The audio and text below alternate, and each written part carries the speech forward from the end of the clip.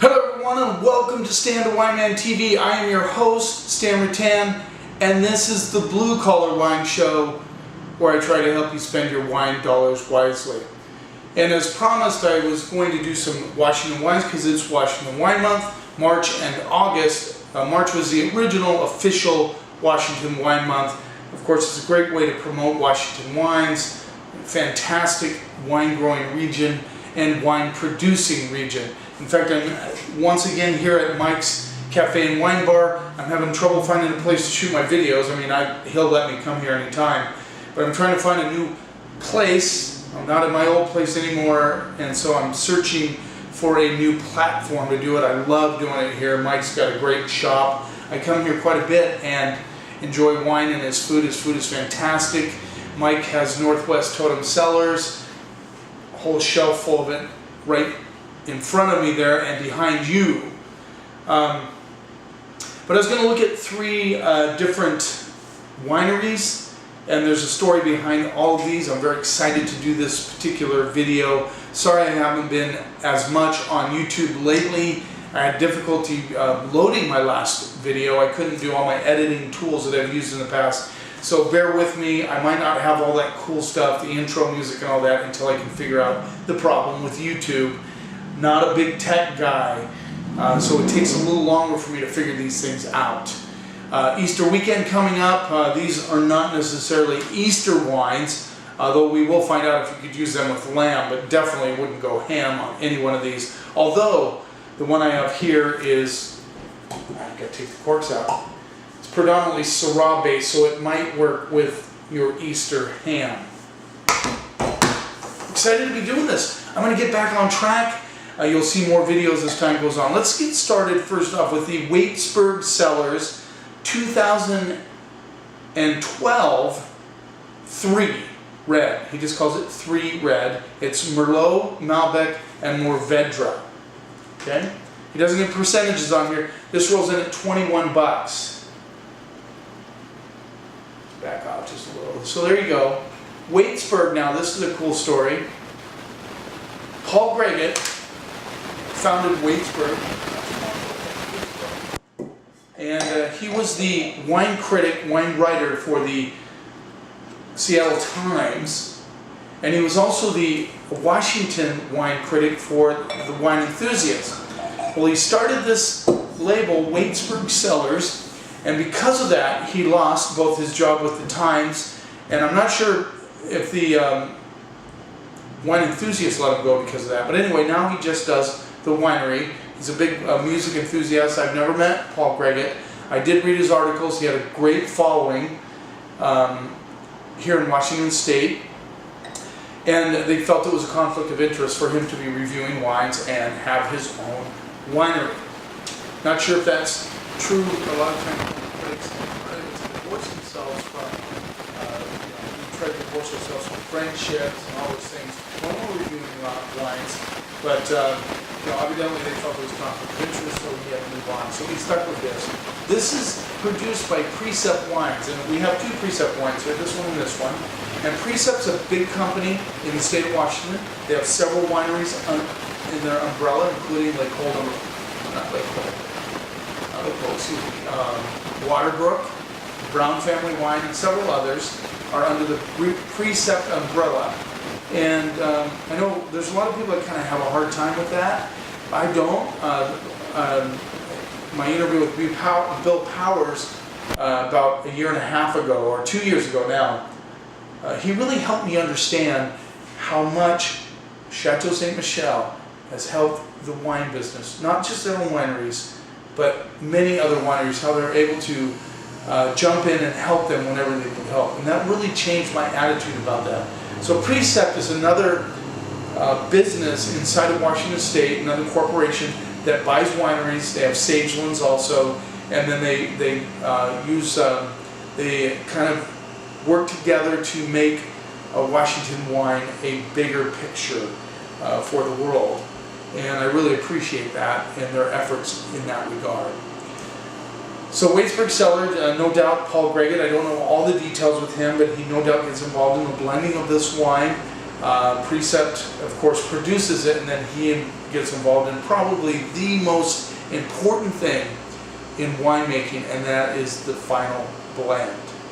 If you ever want to know where a winemaker will step in, no matter what they do as far as production, the one step they will not miss is the blending. So let's see what we get on the nose with this wine. Once again, it is a Merlot Malbec Mourvedre blend. Get a lot of red flowers. I love that when you get red flowers right off the bat. Get a little bit of like crushed brick. I'm getting some licorice. It's kind of dusty component, which is kind of cool. For all you wine geeks out there that like those kind of unique flavors, this has definitely got a few of those. And definitely cherries. There's a ton of cherry on this. Yeah, let's see what we get on the palate.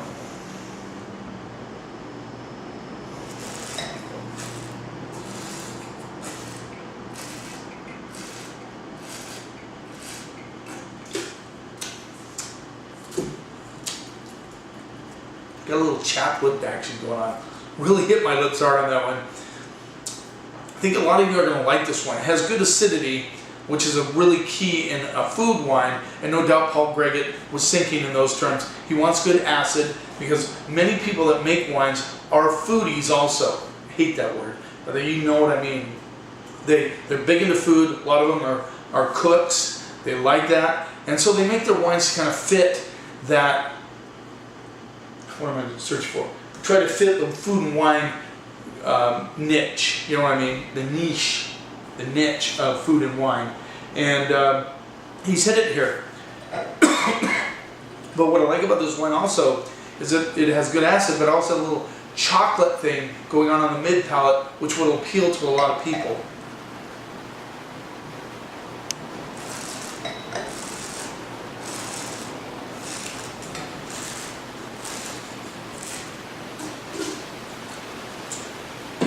Yeah, a lot of chocolate. And it's like dark cherries and chocolate, mid-palate finish, and a little tobacco joins up on the finish, which I really appreciate. This is mouth-watering. It makes me really want to eat something to balance out that acid. But it also means that this wine is very ageable.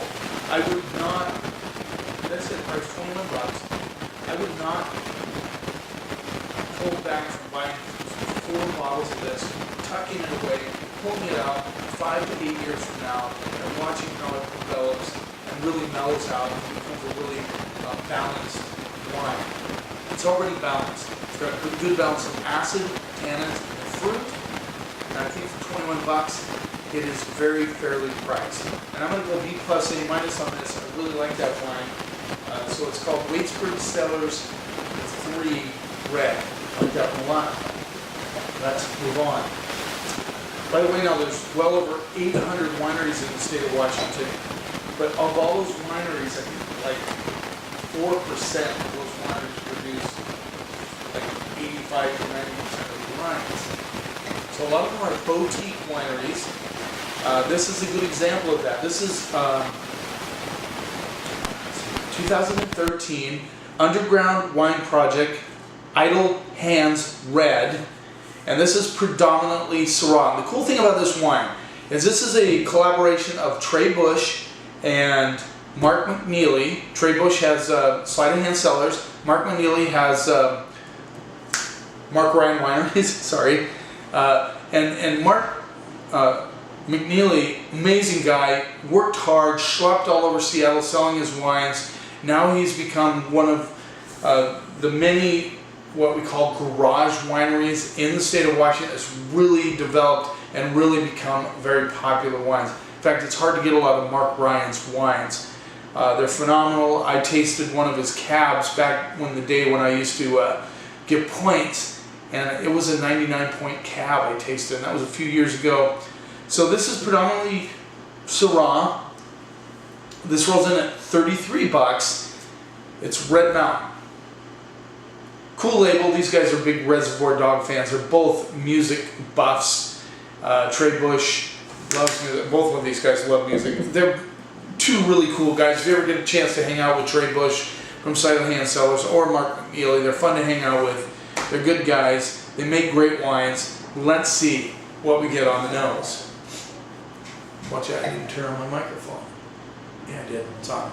Okay, good. I'm not even sure if this thing works.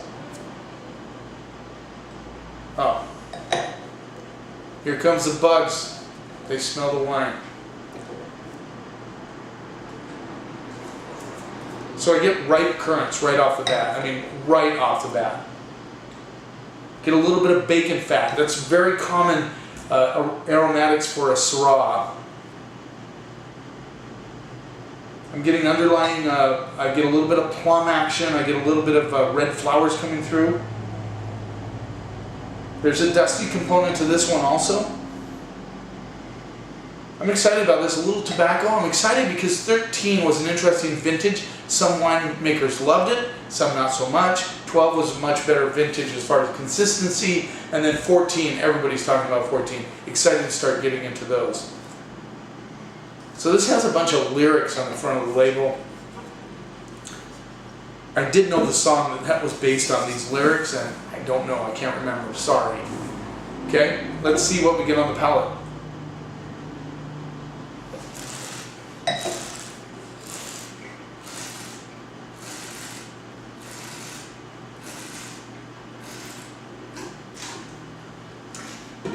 That is a powerful wine. That almost made me cough. 50% alcohol, but I think they've done a good job. You can taste the alcohol. It's definitely there. It's powerful, but it's not. It doesn't distract from the wine. It doesn't take away from the wine. I know there's some guys out there that are big, like anti-alcohol people, but this has a great balance, good structure. I like the structure on this. I love the fruit. I mean, I get dark currants. I get chocolate. I get tobacco. Get the red flowers on the backside and good acid. I get this like red licorice thing coming through right on the end with the acidity. It kind of makes my mouth water just a little bit.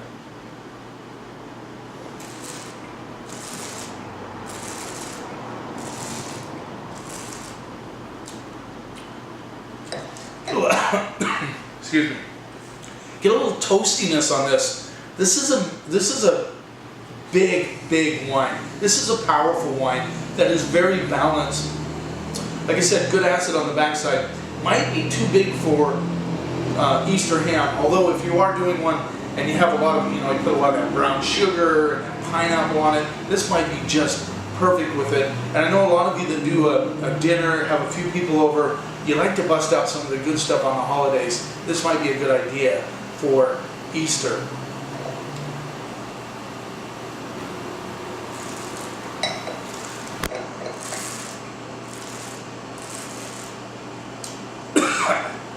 Wow. Sorry about that. It just really kicks me on the back of the throat. Yeah, that's a good bottle of wine. I like that it's very fresh on the back there, which to me is really cool. I like it when it's very fresh like that. That's part of the balance of the wine. You don't want it to be goopy at all. This is no goopiness. It's powerful, yes. Structured, yes. Balanced, yes. This one will age nicely also. I'd give it easily 10 years. Easily. I'm going to go A- straight up on that. I like that wine a lot. Some people might be put off by the alcohol, but I think that it's balanced enough that that doesn't distract from it. Let's move on. 2012 Browne Family Vineyards Cabernet Sauvignon, Columbia Valley. It says a tribute to my grandfather. 96% Cabernet Sauvignon, 4% Petit Verdot. This rolls in at $38.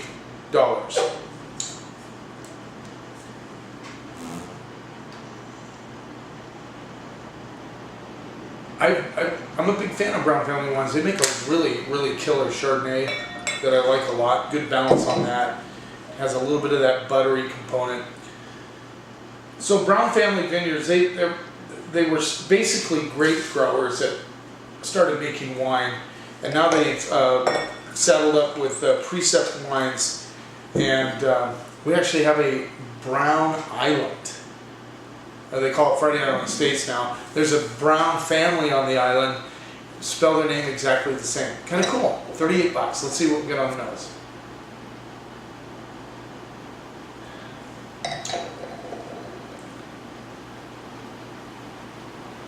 So I'm getting licorice, a big time licorice component on this with the currants. There's tobacco on this one also. I'm getting like a blackberry right off the bat, a blackberry candy, you know, like those hard candies at Christmas, or maybe even a blackberry cough drop, like Luden's cough drop. I'm getting big time. I'm getting a little like dried cardboard. It's not corked, but like the smell of dry cardboard. Like if you walk into a room that's filled with boxes and they're all been there for a while and they're all dry. That's what I get, a little bit of that. Yeah, let's see what we get on the palate.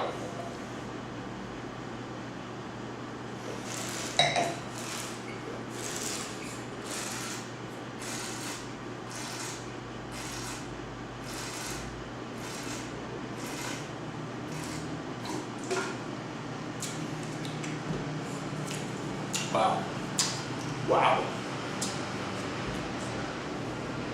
Nice, seamless flow across the palate. I love the spice on the back of this. I get like this white pepper thing, a little bit of black pepper. But I mean, you get this like, it starts off with these currants that come through, just kind of flow across the palate really nicely. I mean, it's just, and then that spice at the end, I get a little underlying acidity that kind of keeps things lively on the palate, gives a little verve. That's a new thing I've come up with, is verve. I like verve on my wines. I don't like them to just be lay there like a dead body or or a jellyfish. I like them to have some spunk to them on the palate. And acidity does that. That's a key component in any wine. You have to have acid. And this is well integrated with the wine.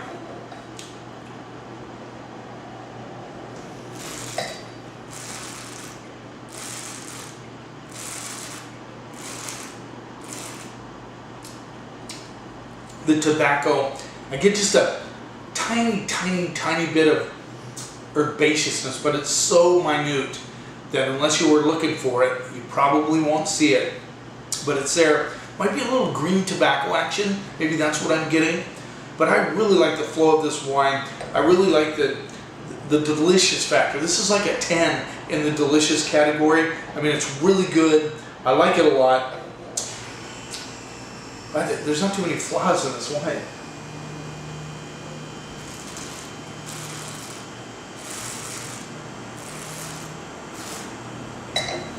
I'm even getting a little bit of a minty, almost like a eucalyptus characteristic coming through, like lying underneath. This has a lot of layers to it. I think as it decants even more. I've had it open for a couple hours, but I haven't really decanted these wines. And the reason I don't do that, and I think I've explained this to you before, is most people don't. They pop it, they pour it, they drink it. I like to give them some time with the corks open though. I just think that's fair to the wines. But I want to review those wines the way I believe 80 to 90% of you are drinking them, which is fine. Do what you want. I do encourage decanting, however. I think that's a very cool thing to do. All of these wines would really benefit from pouring it. You can pour it in a Kool-Aid pitcher, a mason jar, pour out a little bit in the glass, put the cork back in, shake it up, do this little action like now. So this, I've taken some out of it. Take a little bit out. Do that. That'll help decant it a little bit. If you've never tried it, give it a try. You keep watching, and I'll keep helping you spend your wine dollars wisely.